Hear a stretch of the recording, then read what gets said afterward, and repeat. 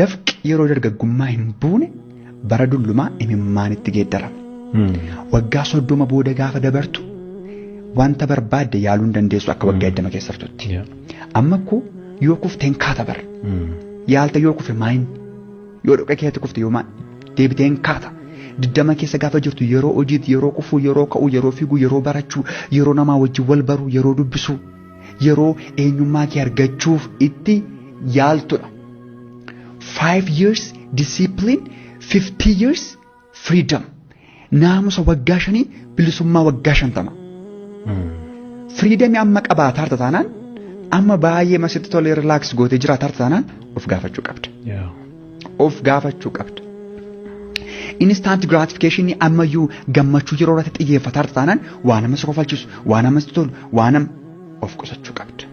Yeroo nama jirtu yeroo si dhukkubsu yeroo si quqquuqu yeroo itti yaaltu yeroo itti koftu yeroo itti kaatu gaaricha ba'uudhaaf harki kee miilli kee luqqa'uu danda'a yeroo sana yaaltu ta'uu qaba. Waggaa 5 jireenya keetiif laatte ko waggaa 50 gammaddee jiraachuu hin dandeessa bara. Namni maaf waggaa 20 kee taa'ee bashannana maaliif jedhe? Waggaa 60tti nyaachuun sitti tola, uffachuun sitti tola, konkolaataa qabaachuun sitti tola, bashannanuun sitti tola. Waggaa 20 keessa teessee isa waggaa 60tti gochuu dandeessuuf maaliif irra yeroo kee gubda? Kun amma nama narrabsiisu bara. Just ofuma laaluudha. Waggaa 5 naamusaan goote utuu jireenyatti fayyadamte wanta waggaa 50tti boqottu tokko uummachuu dandeessa. Kanaaf ammanatti bashannana jennee gammachuu irratti xiyyeeffachuun gaariin ta'u. Kanaaf dargaggoota keenyaaf ergaan qabu fakkaachuu miti wantichi ta'uudha. Not looking a rich and being a rich. Sooressa fakkaachuuf sooressa ta'uun baay'ee garagara. Biyya kana keessatti yoo ilaalte inni qabu of dhoksuudhaaf rakkata. Inni uffatu, inni dhokata akkas. Inni hin qabne immoo qaba jedhamuudhaaf qullaa buusa.